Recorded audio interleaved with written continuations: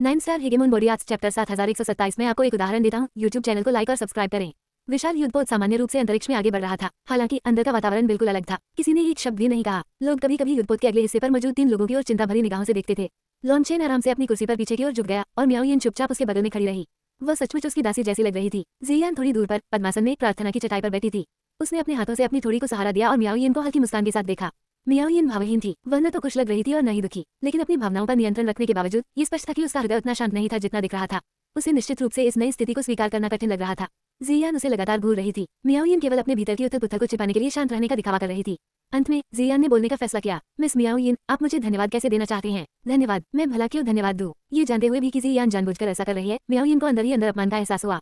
उसने कोई जवाब नहीं दिया। जियान खिलखिलाकर हंस पड़ी। तुम्हें पता होना चाहिए कि तुम्हारे स्वामी की कई पत्नियां हैं, लेकिन तुम अकेली दासी हो।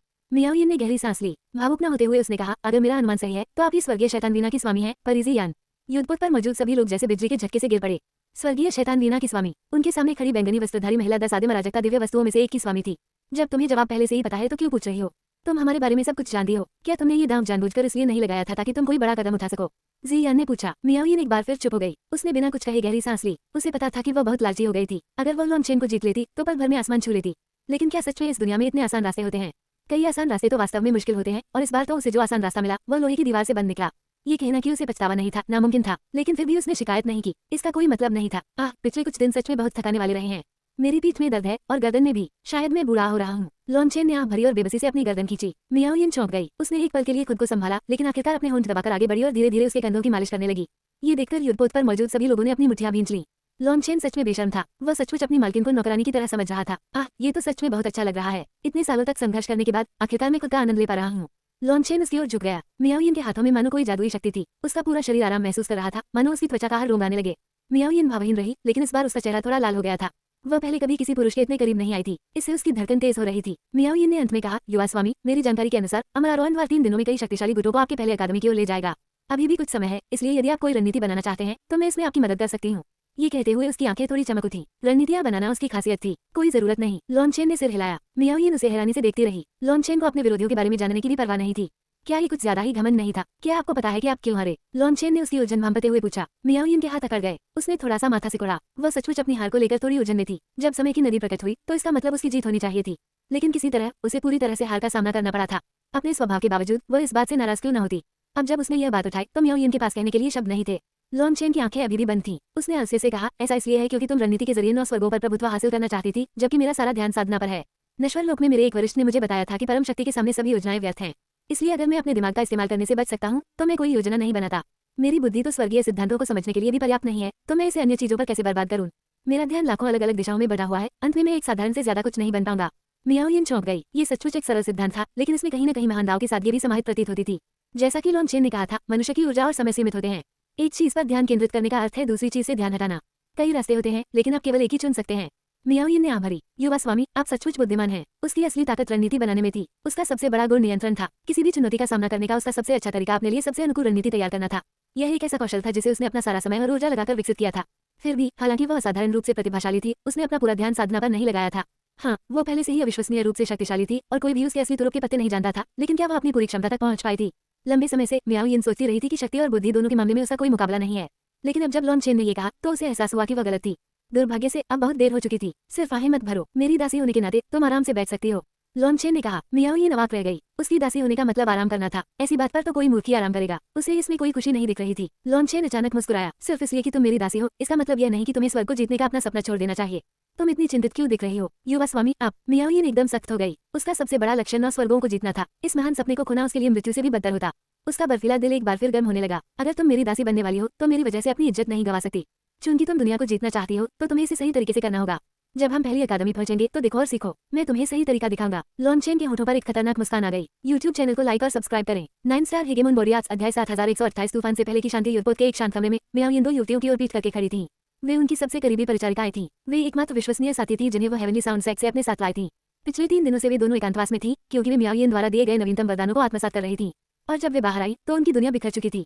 सुनहरे कवच वाले लुओजान भी कमरे में प्रकट हुए। उन्होंने मियाओयिन को प्रणाम किया। हालांकि मियाओयिन अब लॉन्चेन की दासी थी, लेकिन उनके प्रति उनका आदर जरा भी नहीं बदला था। युद्धपोत पर मौजूद सभी लोगों के लिए भी यही बात थी। वे सभी जानते थे कि केवल मियाओयिन ही उन्हें उच्च स्तर पर अग्रसर कर सकती हैं। हालांकि उन्हें ठीक ठीक पता नहीं था कि युद्ध के दौरान क्या हुआ था, लेकिन मियाओ यिन का ऐसी स्थिति में भी अपना वचन निभाना उन्हें अपनी वफादारी पर कोई पछतावा नहीं होने दे रहा था। क्या हुआ? मियाओ यिन ने पूछा। उसने अभी अभी लॉन्चेन और ज़ी यान के आराम करने के लिए जगह बनाई थी। 1 घंटे से भी कम समय में वो किसी को उससे मिलने क्यों भेजेगा? मालकिन, लॉर्ड लॉन्चेन ने मुझे कुछ दवाइयां दी हैं और उन्हें सबको बांटने के लिए कहा है। लेकिन मैं आपकी राय जानना चाहता हूँ, लुओजान ने कहा। मियाओ यिन ने भौहें चढ़ाईं। मैं लॉन्चेन की दासी हूँ। मेरे पास जो कुछ भी है वो लॉन्चेन का है। उनके आदेश मेरे आदेशों से ऊपर हैं। आपको ये बात याद रखनी चाहिए। अंत में उसका लहजा ठंडा हो गया। लुओजान का ये काम वाकई इस बार अनुचित था। वह लॉन्चेन को नाराज कर सकता था। मालकिन, कृपया गलत न समझें। मैं ऐसा नहीं कर रहा हूँ, नहीं मैं लॉन्चेन को उकसाने की कोशिश कर रहा हूँ। बस मुझे सच में नहीं पता कि इन गोलियों को कैसे बांटना है। लुओजान ने जल्दी से समझाया। फिर उसने लॉन्चेन द्वारा दी गई बोतल आदरपूर्वक मियाओ यिन को सौंप दी। मियाओ यिन ने भौहें चढ़ाईं। क्या वह दवाइयों की एक बोतल भी नहीं बांट सकता? क्या वह मूर्ख है? लेकिन जब उसने बोतल के अंदर गोलियों का पहाड़ देखा तो उसका सिर चकरा गया। उसका चेहरा भी बदल गया। यहाँ अरबों गोलियां होंगी। हालांकि वह एक अनुभवी महिला थी, फिर भी वह हिल गई।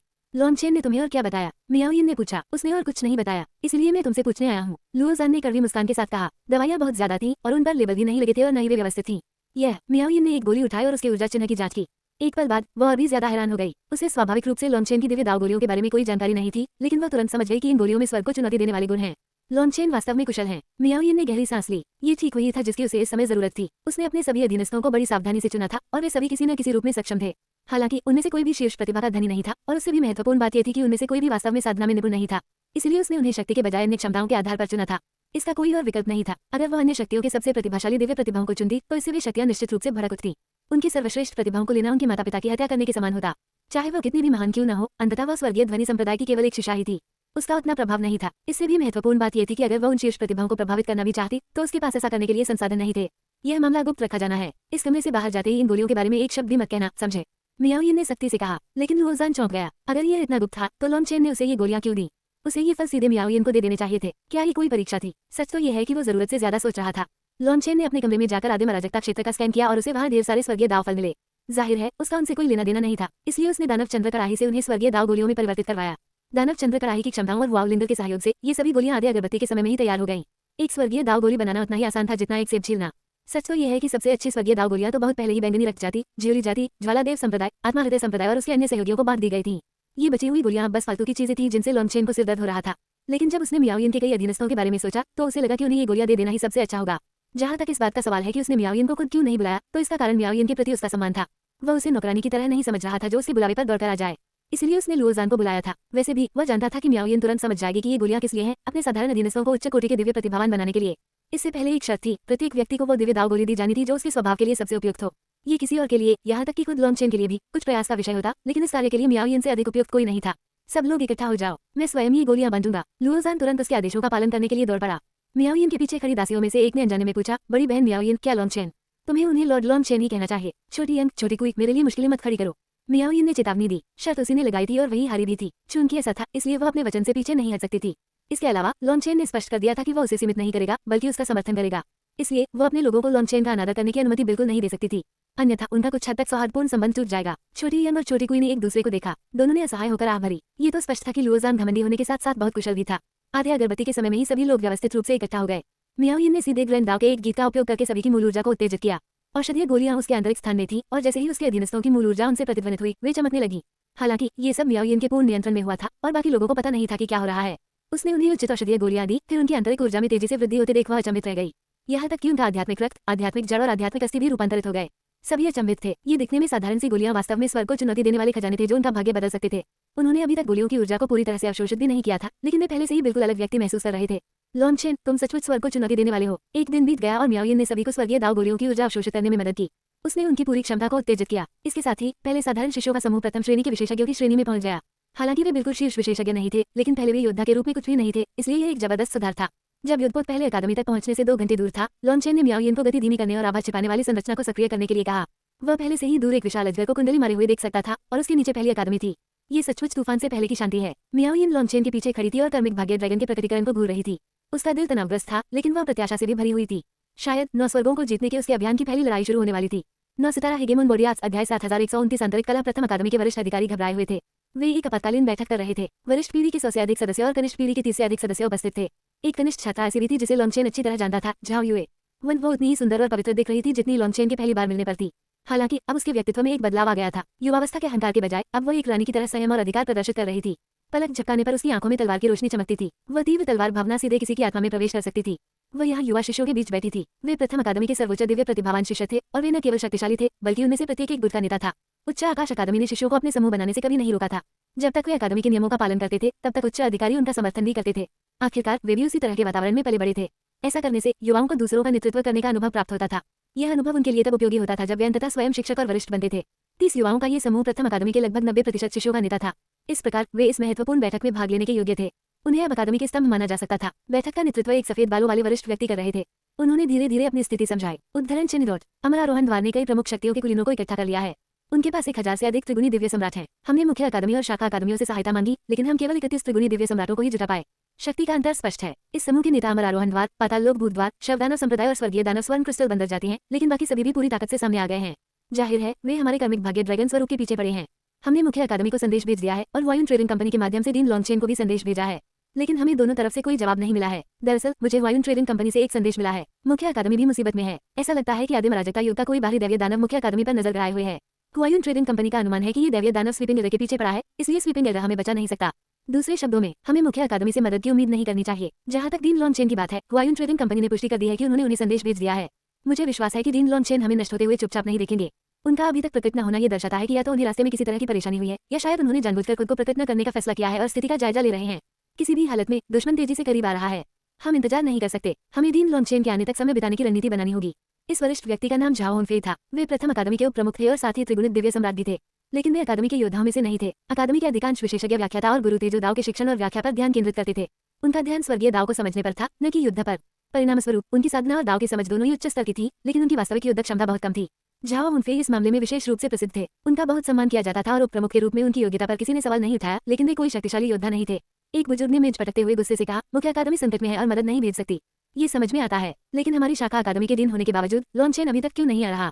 क्या वह छिप गया है? हम अपनी जान जोखिम में डाल रहे हैं और अगर हम जीते हैं तो विजेता वही होगा, लेकिन अगर हम हारते हैं तो वो हमें ही दोषी ठहराएगा। सभी के चेहरे बदल गए। सच कहे तो लॉन्गचेन ने उनसे बहुत लंबे समय से बात नहीं की थी। वे सचमुच घबराए हुए थे। इस बुजुर्ग ने सीधे उनके घाव पर नमक छिड़का। झांक कान ज्ञान, तुम हद पार कर रहे हो। डीन लॉन्गचेन ऐसा व्यक्ति नहीं है। दूसरों पर झूठे आरोप मत लगाओ। कमरे में एक स्पष्ट आवाज गूंजी। ये झाओ यू की थी। किसी कारण से आमतौर पर शांत और संयमित रहने वाला झाओ यू हमेशा लॉन्गचेन की आलोचना करने पर क्रोधित हो जाता था। अभी बोलने वाला बुजुर्ग कानून प्रवर्तन हॉल का प्रभारी था। प्रथम अकादमी में उसका उच्चाधिकार था और वह त्रिगुणित दिव्य सम्राट भी था। हालांकि सौम्य स्वभाव वाले झाओ हुनफेई के विपरीत ये व्यक्ति काफी क्रूर था। प्रथम अकादमी में दंड व्यवस्था का प्रभारी होने के कारण प्रथम अकादमी के कुछ ही लोग उसे उकसाना चाहते थे। जैसे ही झाओ यू ने उसे जवाब दिया, कई लोगों के दिल कांप उठे। पर झाओ यू, डीन लॉन्गचेन हमेशा से एक अनुपस्थित नेता रहे हैं। वे प्रथम अकादमी की मदद के लिए कुछ नहीं करते और न ही हमारी खैरियत पूछते हैं। लोग उनके जैसे व्यक्ति को डीन के रूप में पाकर बहुत थक चुके हैं। अगर डीन लॉन्गचेन इस लड़ाई में भी नहीं आते हैं तो इसके लिए वे स्वयं ही जिम्मेदार होंगे अगर हम उन्हें डीन के रूप में मान्यता देना बंद कर दें। शायद अब प्रथम अकादमी के लिए एक नए दिन का समय आ गया है, घनीदारी वाले एक मजबूत युवक ने कहा। ये व्यक्ति डू शिन्हे था, जो प्राचीन युग में सीलबंद एक विशेषज्ञ था। वह कनिष्ठ पीढ़ी के शीर्ष दिव्य प्रतिभाओं में से एक था। जैसा कि उसके शरीर से पता चलता है, वह शारीरिक साधना में निपुण था और अविश्वसनीय रूप से शक्तिशाली था। दिव्य संप्रभु नियम के किसी भी हमले से उसकी चमड़ी तक नहीं छिल सकी। वह बहुत घमंडी और दबंग भी था, लेकिन इसके बावजूद उसके काफी समर्थक थे। या यूं कहें कि ठीक इसी वजह से उसके गुट के सभी लोगों का स्वभाव एक जैसा था। कोई उन्हें पसंद नहीं करता था। हालांकि उसके घमंड के बावजूद कनिष्ठ पीढ़ी में एक ऐसा व्यक्ति था जिससे वह सावधान रहता था।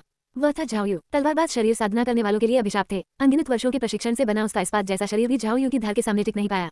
हालांकि डू शिन्हे की महत्वाकांक्षाएं बहुत बड़ी थीं। वह प्रथम अकादमी का डीन बनना चाहता था। वह लॉन्गचेन की जगह लेना चाहता था और प्रथम अकादमी में झाओ यू के अलावा ऐसा कोई नहीं था जिससे वह डरता हो। उसकी घमंडी शेखी सुनकर झाओ यू गुस्से से चिढ़ गया। ओह नया डीन, कौन तुम? क्या तुम्हें सच में लगता है कि तुम इसके योग्य हो? अगर मैं योग्य नहीं हूँ तो क्या तुम खुद को योग्य समझते हो? डू शिन्हे ने पलटवार किया। बस करो। उपडीन झाओ हुनफेई ने उन्हें बीच में ही रोक दिया। हमारे पास इससे भी ज्यादा जरूरी काम है। हम यहाँ आने वाले युद्ध से निपटने की रणनीति पर चर्चा करने आए हैं, तुम्हारी बहस सुनने नहीं। हालांकि झाओ यू अब तक सचमुच चिढ़ चुकी थी, लेकिन वह तुरंत शांत हो गई। वह झाओ हुनफेई का बहुत सम्मान करती थी। तभी एक और बड़े ने बोलना शुरू किया। हमारी शक्ति के साथ उनसे लड़ना एक अंडे से पत्थर तोड़ने जैसा होगा। मुझे लगता है कि ब्रूट फोर्स का इस्तेमाल करना जरूरी नहीं है। शायद हम समझौता कर सकते हैं। समझौता? यह क्या बकवास कर रहे हो? तुम स्वर्ग के आशीर्वाद को दूसरों के साथ बांटना चाहते हो। मैं ऐसा करने के बजाय लड़ते हुए मरना पसंद करूंगा। एक और बड़े ने तुरंत चिल्लाकर कहा। इन लोगों के साथ समझौता करने के विचार से हंगामा मच गया। बड़े बुजुर्गों में से काफी लोग इसके पक्ष में थे। हालांकि कनिष्ठ पीढ़ी इस बात का कड़ा विरोध कर रही थी, यहाँ तक कि उन्होंने इसका प्रस्ताव रखने वाले बड़ों को तुरंत कोसना शुरू कर दिया। हथियार लगभग निकल ही गए थे। अचानक प्रथम अकादमी में एक कान फाड़ देने वाली अलार्म घंटी बज उठी। हमारी जानकारी गलत थी। वे जल्दी आ गए। सभी के चेहरे बदल गए। वे तुरंत बैठक कक्ष से बाहर निकल गए। जब वे भव्य द्वार के सामने पहुंचे तो उन्होंने देखा कि विशेषज्ञों का एक विशाल समूह पहले ही बाहर आ चुका था।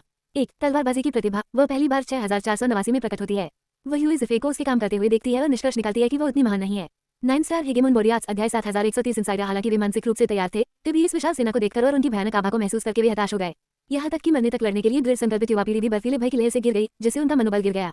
उनके सामने 1000 नहीं बल्कि 3000 से अधिक त्रिगुणी दिव्य सम्राट कतार में खड़े थे। उनके द्वारा उत्पन्न जबरदस्त दबाव से अकादमी की सुरक्षा के लिए बनाए गए सुरक्षा घेरे के कारण सभी के घुटने कांपने लगते। उन 3000 दिव्य सम्राटों के अलावा एक विशाल सेना भी थी, विशेषज्ञों का एक विशाल सागर। एक बार जब वे पहली अकादमी पर टूट पड़ते तो वो पूरी तरह से नष्ट हो जाती। सबसे आगे खड़े एक गंभीर चेहरे वाले बुजुर्ग ने अपने शुरुआती शब्द कहे, झाओ हुनफे, मुख्य अकादमी आपको कोई अतिरिक्त सहायता नहीं भेज सकती। सच कहूं तो उन्हें पहले से ही अपनी रक्षा करने में कठिनाई हो रही है। जहां तक लॉन्गचेन की बात है, उसने भगवान ब्रह्मा के अधीनस्थ लॉन्गचेन को मार डाला है। भगवान ब्रह्मा स्वयं उस पर नजर रख रहे हैं। यदि आप अभी भी किसी मूर्खतापूर्ण आशा पर टिके हुए हैं तो पहली अकादमी में सभी का पूरी तरह से सफाया करने के लिए हमें दोष न दें। ये व्यक्ति अमर आरोहण द्वार की सेना का नेता था। उसका नाम तुर्जी था और वो द्वार प्रमुख था। वह पहले ही 2 बार प्रथम अकादमी के साथ बातचीत करने के लिए लोगों को लग चुका था, लेकिन उनकी बातचीत हमेशा निष्कर्ष पर पहुंचने से पहले ही टूट जाती थी। इस बार वह एक सेना के साथ आया था। झाओ हुनफे ने गहरी सांस ली और निर्मम दृढ़ निश्चय के साथ उत्तर दिया, कर्मिक भाग्य ड्रैगन का प्रकटीकरण इस बात का संकेत है कि स्वर्गीय मार्ग हमारे पक्ष में है। प्रथम अकादमी अपनी अंतिम सांस तक स्वर्गीय मार्ग की रक्षा करेगी। तुम बकवास बंद करो और जब चाहो हमला करो। वे दोनों बातचीत वास्तव में केवल समय बिताने का उसका प्रयास थी। दूसरे पक्ष को ये बात समझ आ गई थी और उनका धैर्य टूट चुका था। इस बार वे आखिरकार अपना असली रूप दिखा रहे थे, इसलिए आगे की बातचीत व्यर्थ थी। ये जानते हुए भी कि वे हमलावरों का मुकाबला नहीं कर सकते, प्रथम अकादमी को अंत तक लड़ना ही था। ऐसा इसलिए था क्योंकि वह ये भी जानता था कि ये उनके दुश्मनों द्वारा उच्च आकाश अकादमी के विरुद्ध उठाया गया पहला कदम मात्र था। इसके बाद वे धीरे धीरे अन्य सभी शाखा अकादमियों को अपने वश में कर लेंगे। यहाँ तक कि अगर प्रथम अकादमी आत्मसमर्पण भी कर दे तो भी ये लोग शिष्यों को नहीं छोड़ेंगे। वे या तो उन्हें गुलाम बना लेते या उनका वध कर देते। तीसरा कोई विकल्प नहीं था। अचानक विशाल संरचना कांप उठी। सुरक्षा घेरा गायब होने लगा। झांग कांगमियान, तुम ये क्या कर रहे हो? झाओ हुनफे अचानक गुस्से से दहाड़ा। उसने झांग कांगमियान की ओर हाथ बढ़ाया। झांग कांगमियान और झाओ हुनफे एक ही समय पर आपस में टकराए और दोनों पीछे की ओर उड़ गए। उप प्रधानाध्यापक और कानून प्रवर्तन प्रमुख आपस में लड़ने लगे। बाकी सब चौंक गए। फिर उन्हें समझ आया कि क्या हो रहा है और सबका चेहरा पीला पड़ गया। झाओ हुनफे, बूढ़े मूर्ख, अगर तुम अपनी मौत को गले लगाना चाहते हो तो ठीक है, लेकिन जाते समय इतने निर्दोष शिष्यों को क्यों फंसा रहे हो? वे अभी युवा हैं और उनका भविष्य उज्जवल है। तुम उनकी जान कैसे गंवा सकते हो? झांग कांगमियान पीछे उड़ते हुए दुष्टतापूर्ण ढंग से हंसा। उसने हाथ हिलाया और उसके बगल में सैकड़ों आकृतियां प्रकट हुई। इनमें से अधिकांश आकृतियां अकादमी के उच्च अधिकारी थे। बाकी बचे लोग भी महत्वपूर्ण पदों पर थे। वहां मौजूद सभी उन्हें पहचानते थे। झाओ हुनफे, भव्य रक्षा पंक्ति टूट गई है। ये जल्दी पूरी तरह बेअसर हो जाएगी। जब युद्ध शुरू होगा तो अकादमी का एक भी सदस्य जीवित नहीं बचेगा। क्या तुम अभी इतनी हठधर्मिता दिखाओगे? बोलने वाला वही वरिष्ठ शिष्य था जिसने हमलावरों से समझौता करने का सुझाव दिया था और अब वह झांग कांगमियान के साथ खड़ा था। तुम गद्दारों, चाहे हमें मरना ही पड़े, हम ये सुनिश्चित करेंगे कि तुम पहले मरो। डू शिन्हे दहाड़ा। हालांकि वह लॉन्गचेन को पसंद नहीं करता था और डीन के रूप में लॉन्गचेन की योग्यता पर सवाल उठा रहा था, फिर भी वह अकादमी का शिष्य था। वह किसी भी गद्दार को बर्दाश्त नहीं करेगा। दुख की बात है कि सभी युवा शिष्य उसके जैसे नहीं थे। जैसे ही वह झांग कांगमियान को फटकार रहा था, सैकड़ों शिष्य भी उसके पास आ गए। ये वही थे जिन्होंने अभी रक्षापंक्ति तोड़ी थी। झांग कांगमियान ने उन्हें बहुत पहले ही भव्य रक्षापंक्ति के महत्वपूर्ण बिंदुओं पर तैनात कर दिया था, सब कुछ उसी दिन के लिए। उन्होंने सचमुच उस विशाल संरचना को ध्वस्त कर दिया। झांग कांगमियान मुस्कुराया। सबका यहाँ वापस आना इस बात का प्रमाण था कि उन्होंने अपना मिशन सफलतापूर्वक पूरा कर लिया था और विशाल संरचना लगभग नष्ट हो चुकी थी। झांग कांगमियान, तुम तो प्रथम अकादमी के पुराने छात्र हो। क्यों तुमने अकादमी के साथ विश्वासघात किया? झांग कांगमियान के काफी करीबी रहे एक बुजुर्ग ने पूछा। अब भी उन्हें अपनी आंखों पर विश्वास करना मुश्किल हो रहा था। झांग कांगमियान ने तिरस्कारपूर्वक कहा, हाँ, मैं आदिम अराजकता युग से ही उच्च आकाश अकादमी में रहा हूँ, लेकिन ये कहना अधिक उचित होगा कि मुझे आदिम अराजकता युग में ही यहाँ नियुक्त किया गया था। बहुत लंबा समय बीत गया, लेकिन अब मैंने आखिरकार अपना मिशन पूरा कर लिया है और मैं गौरव के साथ अमर आरोहण द्वार लौट सकता हूँ। हा। इस खुलासे से सब चौंक गए। झांग कांगमियान आदिम अराजकता युग में अकादमी में नियुक्त एक जासूस था। उस समय अकादमी का पतन हो चुका था और प्रमुख गुरु ने अपने जासूसों को वापस बुला लिया था। आखिरकार सभी को लग रहा था कि अकादमी का अंत निश्चित है। अमर आरोहण द्वार सचमुच लंबी रणनीति अपनाना चाहता था। आखिर उच्च आकाश अकादमी किसी को भी गुरु नहीं बनाती थी। कम से कम वे लोगों की पृष्ठभूमि की अच्छी तरह से जांच करते थे। इसलिए किसी ने भी यह उम्मीद नहीं की थी कि एक गुरु किसी दूसरी शक्ति का मोहरा बनेगा। झांग कांगमियान अब सचमुच घमंडी हो रहा था। मैं सभी को आत्मसमर्पण करने की सलाह देता हूँ। पहली अकादमी का तो काम तमाम हो चुका है। आज के बाद पहली अकादमी का अस्तित्व नहीं रहेगा। इसके अलावा जल्दी पूरी उच्च आकाश अकादमी भी नष्ट हो जाएगी। 9 स्वर्गों और 10 लोगों की सबसे पुरानी अकादमी अंततः मिथकों और किंवदंतियों के दायरे में चली जाएगी। अगर जीना चाहते हो तो आत्मसमर्पण करो। डू शिन्हे दहाड़ा और एक सुनहरी कुल्हाड़ी निकाली। उसकी सारी मांसपेशियां फूल गईं और उसका रक्त प्रवाह फूट पड़ा। ये सिर्फ डू शिन्हे ही नहीं था, अकादमी के सभी लोग दांत पीस रहे थे और अपने हथियार निकाल रहे थे। वे आगे बढ़कर उन गद्दारों के टुकड़े टुकड़े करने ही वाले थे। झाओ यू ने अपनी तलवार को कसकर पकड़ लिया और गहरी सांस ली, लेकिन जैसे ही वह वार करने वाली थी, उसके बगल की जगह थोड़ी सी हिल गई। एक नया व्यक्ति प्रकट हुआ। झाओ यू चौंक गई। जब उसे पता चला कि वह कौन है तो वह लगभग चीखने ही वाली थी। वह जाहिर है लॉन्गचेन था। लॉन्गचेन ने झाओ यू की आभा को पकड़ लिया था और बाधा को पूरी तरह से अनदेखा करते हुए सीधे अंदर आ गया था। हालांकि सबका ध्यान झांग कांगमियान पर था। झाओ यू के बगल में एक युवक के प्रकट होने पर किसी का ध्यान नहीं गया। तभी झांग कांगमियान ने एक फॉर्मेशन डिस्क निकाली। अकादमी के सदस्यों की जानलेवा निगाहों को देखकर वह तिरस्कारपूर्वक हंसा। चूंकि तुम मेरी दया स्वीकार नहीं करते, इसलिए मैं अब तुम्हारे साथ नहीं चलूंगा। उस फॉर्मेशन डिस्क को देखते ही सबको बुरा लगा। हालांकि इससे पहले कि झांग कांगमियान उसे सक्रिय कर पाता, खून हवा में फैल गया। फॉर्मेशन डिस्क पकड़े हुए हाथ को कंधे से काट दिया गया था और एक विशाल हाथ ने उसे पकड़ रखा था। जब उन्होंने देखा कि उस खून से लथपथ हाथ को किसने पकड़ रखा है तो सभी सदमे से चिल्ला उठे। YouTube चैनल को लाइक और सब्सक्राइब करें और वीडियो को शेयर करना न भूलें।